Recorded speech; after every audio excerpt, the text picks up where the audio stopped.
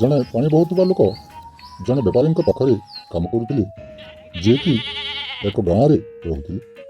ପ୍ରତିଦିନ ସେହି ଲୋକଟିକୁ ଘରୁ ବାହାରି ଯାଇ ଏକ ଝରଣାରୁ ପାଣି ସଂଗ୍ରହ କରିବାକୁ ପଡ଼ୁଥିଲା। ସେ ଏକ ବାଡ଼ିର ଦୁଇ ପଟେ ଦୁଇଟି ମାଠିଆ ଝୁଲାଇ ନିଜ କାନ୍ଧରେ ବୋହି ଘରକୁ ପାଣି ଆଣୁଥିଲେ। ସେଥିମଧ୍ୟରୁ ଗୋଟିଏ ମାଠିଆ ସମ୍ପୂର୍ଣ୍ଣ ଠିକ୍ ଥିଲା ଏବଂ ସେଥିରେ ସବୁବେଳେ ପୁରା ପାଣି ରହୁଥିଲା, କିନ୍ତୁ ଅନ୍ୟ ମାଠିଆଟିରେ ଏକ ଫାଟ ଥିଲା, ଯାହାଫଳରେ ଘରେ ପହଞ୍ଚିଲା ବେଳକୁ ସେଥିରେ ଅଧା ପାଣି ରହୁଥିଲା।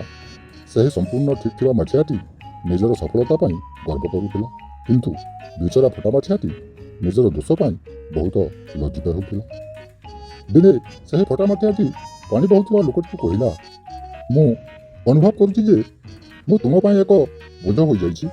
ମୋ ଦେହରେ ଥିବା ଏହି ଫାଟ ଯୋଗୁଁ ମୁଁ ଅଦରକାରୀ ହୋଇପଡ଼ିଛି। ମୁଁ ଅଧା ପାଣି ବାଟରେ ଢାଳିଦିଏ, ସେଥିପାଇଁ ମୁଁ ବହୁତ ଲଜ୍ଜିତ।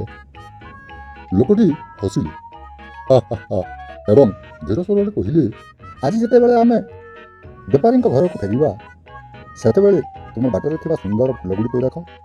ବାଟରେ ଫେରିବା ବେଳେ ମାଠିଆଟି ଦେଖିଲା ଯେ ତା ପଟ ରାସ୍ତାରେ ଅତି ସୁନ୍ଦର ରଙ୍ଗ ବେରଙ୍ଗର ଫୁଲଗୁଡ଼ିକ ଫୁଟିଛି, କିନ୍ତୁ ଅନ୍ୟ ପଟଟି ଶୁଖିଲା ପଡ଼ିଛି। ଘରେ ପହଞ୍ଚିବା ପରେ ଲୋକଟି କହିଲା, ମୁଁ ସବୁବେଳେ ତୁମ ସେହି ଫଟା ବିଷୟରେ ଜାଣିଥିଲି ଏବଂ ତାହାର ସୁଯୋଗ ନେଇ ମୁଁ ସେହିପଟେ କିଛି ମଞ୍ଜି ବୁଣିଥିଲି, ଯାହାକୁ ତୁମେ ପ୍ରତିଦିନ ପାଣି ଦେଉଥିଲ। ଆଜି ଦେଖ, ସେହି ବାଟରେ କେତେ ସୁନ୍ଦର ଫୁଲ ଫୁଟିଛି। ତୁମେ ଯଦି ସେମିତି ହୋଇନଥାନ୍ତ, ତେବେ ଏହି ରାସ୍ତା କେବେ ବି ଏତେ ସୁନ୍ଦର ହୋଇପାରିନଥାନ୍ତା। ଫଟା ମାଠିଆଟି ଏହା ଶୁଣି ବହୁତ ଖୁସି ହେଲା। ସେ ବୁଝିପାରିଲା ଯେ ଯେଉଁ ଜିନିଷକୁ ସେ ନିଜର ଦୋଷ ବୋଲି ଭାବୁଥିଲା, ତାହା ପ୍ରକୃତରେ ବାଟରେ ଫୁଟିଥିବା ଫୁଲଗୁଡ଼ିକ ପାଇଁ ଏକ ଆଶୀର୍ବାଦ ଥିଲା। ଯଦି ଆପଣମାନଙ୍କୁ ଆମର ଏହି ଭିଡ଼ିଓଟି ଭଲ ଲାଗିଥାଏ, ତେବେ ଭିଡ଼ିଓଟିକୁ ସେୟାର, କମେଣ୍ଟ ଓ ସବସ୍କ୍ରାଇବ୍ କରିବା।